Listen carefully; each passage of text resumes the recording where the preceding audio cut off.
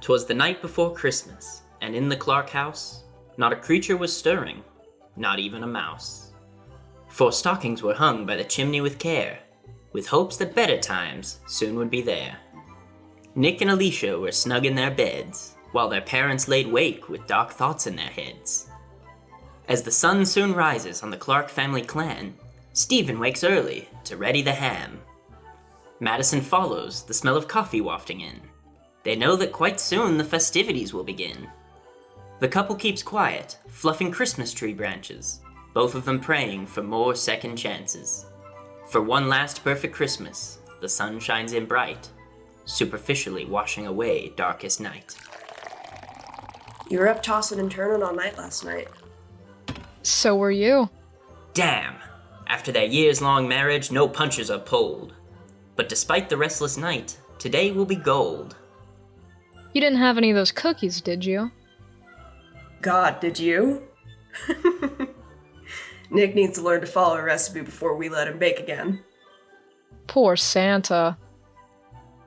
As they finish their coffee and get rid of the cookies, the children storm down, seeking Christmas-time goodies.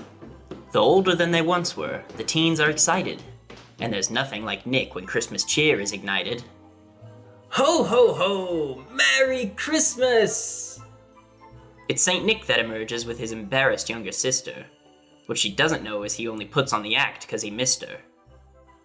In and out of rehab, young Nicholas Clark has had a year. Honestly, right now he could go for a beer.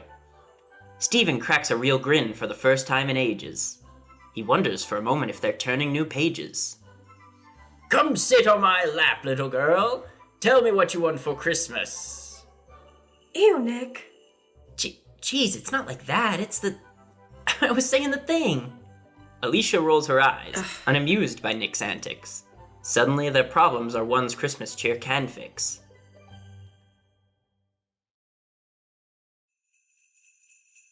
God rest ye merry gentlemen, let nothing you dismay.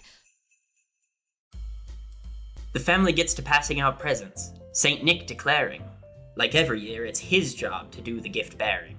And for you, Alicia, this mighty big box. I wonder what it'll be. And Mom, here's one from Stephen. I'm just reading what's on the label. I'm Santa. I don't have to call him Dad. Even Santa calls his dad, Dad. Are you saying you're the Santa's biological father? Jeez, Dad. I didn't know you got around like that. Really, you were that old. Ugh. Once gifts are passed out, Nick hands them their stockings. Full of trinkets and joy, the mood is lofting. Alicia paces herself as the family gets to opening. Beside her, Nick sits. On his bounty, he's focusing. There it is, and so Nick exclaims, "My favorite book! How'd you find it so quickly? I looked for days." Santa has his ways, Nick. And it rhymes with schmalmine Give me that. schmopping. Let me see. Winesburg, Ohio? I didn't even know you could read, honestly. Hey! Nick gives his sister a good-natured shove. Though her words may seem harsh, she says them with love. Nick hugs his parents, grateful indeed. He's been searching all over for something to read. Alicia unwraps her first gift, finding new oil paints. Santa splurged this year, and the girl nearly faints. What the? Oh my god, thank you! Ho ho ho! You're very welcome! Alicia rolls her eyes and glances at her mother. It's moments like these when they seem to understand each other. Madison smiles and gives her a wink, while Stephen gets up to go mix a drink. I'm gonna go check the ham. The kids miss the worry that crosses her face, but Madison quickly shifts gears, giving Stephen some space. Okay, my turn. Let's see what you kids got me this year. Okay. Did you really get me an apple? Oh! Oh, you guys. Madison uncertainly looks through the box further, and just beyond the apple is a gift card for a burger. Applebee's. Very on theme. Nick, go put the apple back in the kitchen. When Stephen comes back, still smelling of booze, everyone sees through the man's ugly ruse. When Nick comes back, smelling the same, Madison wonders if it's her that's to blame. After all, she enables her husband's ways. And couldn't she send her eldest back to rehab for another few days? Remember Christ our Savior was born on Christmas Day. After Christmas gift wrapping is all torn asunder, Stephen's sweet ham shall provide them a supper. The kids sprint forth as if horses from stable, as Madison sits at the head of the table. Can I cut the ham? Nick, have I ever said yes? No. Stephen comes in with knife and big fork, ready to cut into hot tender pork. Alright, watch the expert work. Have you ever not said that? Fine. You get this overcooked bit here in the back. Fine. Sorry, Dad. Do your expert ham cutting, or whatever. That's the spirit. Why can't I? I'm Santa! Shouldn't Santa be able to give the gift of sliced ham? Doesn't Santa have better things to do? Like passing the cranberry sauce? Nicholas passes the jiggly treat. Straight from a can, not a homemade feat. Madison scoops it straight on her platter, where it lands near potatoes with a bit of a splatter. Alicia pours gravy o'er her food, takes a beat, then scoops a huge helping of stuffing to eat. Take it easy there. Save some room for dessert. I know, Mom. In an act of defiance, the moody teenager reaches to get some more ham, nothing major. Everyone rolling their eyes, acting clammily, reflected the typical mood of the family. Nick frowns, seeking to improve the situation. He's got a trick up his sleeve to reduce the frustration. He summons the courage to do something wacky, facing the chance that his joke will be tacky. A well-placed flick of his fork and it launches. Nick's face is now covered by sliced up ham haunches. Oops. Jesus, Nick. The frustrated mother turns to look o'er at Stephen and sees a strange look on his face, lips uneven. Where usually resides a sad, empty frown, an open-mouthed smile, resembling a clown. Seeing her husband so stricken by glee caused all of her problems to make like a tree. First Stephen, Alicia, even Madison too. The whole family laughed like a big cockatoo. Alright, now seriously, pass me some ham. You'd better do what she says, Saint Nick, if you know what's good for you. Clink. M'lady. It's really good, Dad. Thanks, sweetie.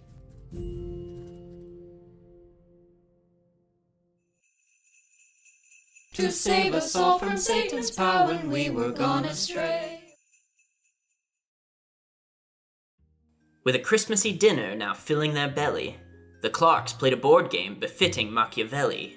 While lies and deception were often afoot, family fun was always output.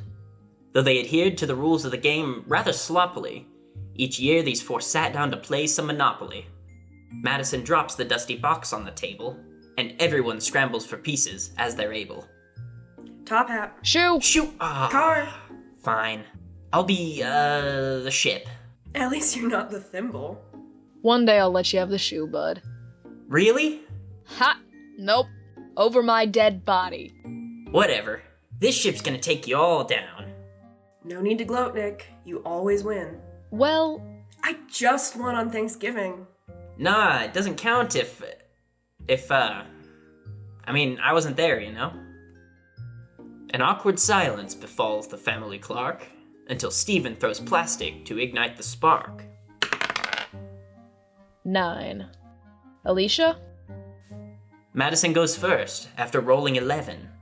Nick buys Park Place with a well-timed 7. As the game heats up, Stephen goes bankrupt, accusing his wife of being so corrupt. That's right, pay up. Ha ha ha. I could swear someone snuck 100 from me at some point. If only you could keep your focus. Don't treat the banker like that. Next time, don't land on 2 of Nick's properties in a row. I'm just along for the ride. Don't rip each other to shreds. 1, 2, 3, 4. This game is evil. Not when you're winning. Nick flashes upwards as fat stacks of money, as Stephen stumbles away, acting funny. Madison follows him into the kitchen, getting ahead of her ugly suspicion. There Stephen clumsily conceals a full glass, within enough whiskey to knock a bowl on its ass. Can you tone that down just for Christmas? I think Nick is starting to follow your lead. Just for Christmas. The troubled man nods and dumps out his cup. Inside, he's just hoping this night will wrap up. Back in the living room, the kids keep on playing. Nick proudly looks at his empire, surveying. Your turn, Mom. To pay me, I mean. Very funny. 2, 3, 7, 8. I'm safe. For now. Oh, tidings of comfort and joy, comfort and joy. Oh, tidings of comfort and joy. At the end of the night, it's Madison's win, as she'd cleverly invested as Nick went all in. Nice, Mom. Well played. It's good to be king. Hey, no need to rub it in. All that trash talk from you earlier? She can brag all she wants. Damn straight. Alright, Steven, if you put away the game, I'll reveal one last gift. Ooh, a secret! Don't get your hopes up. It's probably matching pajamas. Yep. Madison presents the identical sleepwear, and they all dutifully change without fanfare. Arranging her family surrounding the tree, Madison demands an appearance of glee. Just gotta take this picture, then you're all free to go. Let's make it quick. I don't want to take Come on, kids, have some Christmas cheer. This picture will be... You're gonna want to remember these old Christmases one day when you're older. So, what are you waiting for? Say cheese! Even with everything going wrong lately, Steven's appeal makes them all see things straightly. Reluctant but true, their smiles grow wider. Between them are as many legs as a spider. The 10-second countdown is through in a flash, and the camera's click signals the end of this bash. Good night, beloved family. Night. Love you guys. Love you too. You coming? Yeah, just a minute. Everyone else retreats to their rooms, and just like that, away Christmas zooms. Madison makes note to develop this snapshot, for something to show off their high points was a jackpot. Nobody's perfect, but did she do enough? Despite it all, she felt she'd stayed very tough. It may not be much, but this much is true. She'd held things together as this day passed through. A good memory, sure, but things would grow worse, and Madison felt like her family was cursed. Alone now, she gives in to all of her fears, and breaks down into the quietest tears. She pulls it together, then turns out the light. Happy Christmas to all, and all a good night.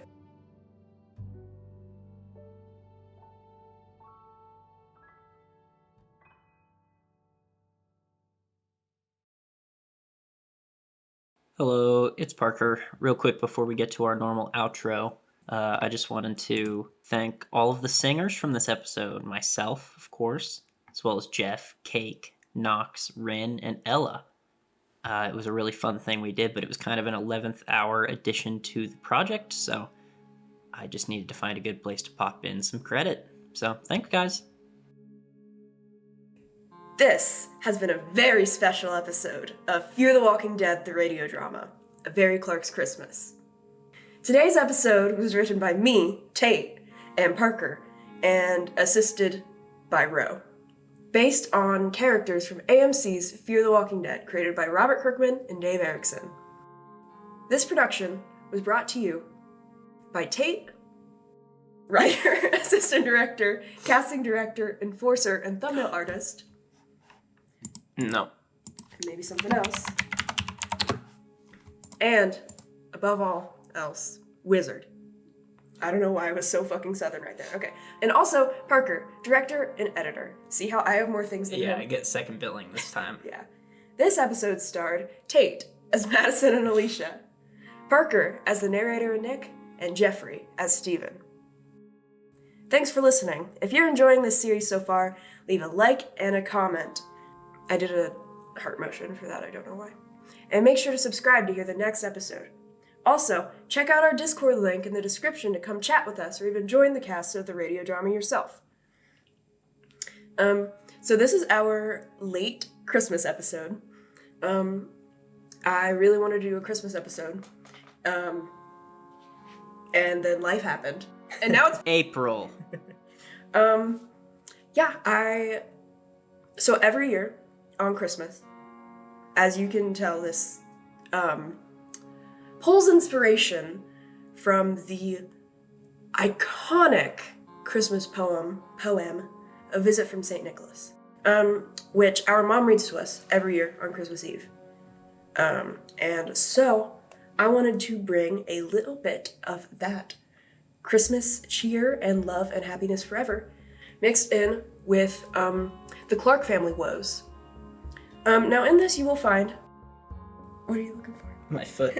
In this you will find references to what we've seen from the show so far, along with subtle foreshadowing to what we haven't seen in the show so far. You can also find references to our life, because we're vain, and we write about us. And yeah. Thanks again, and tune in next time. Wink, like a ding.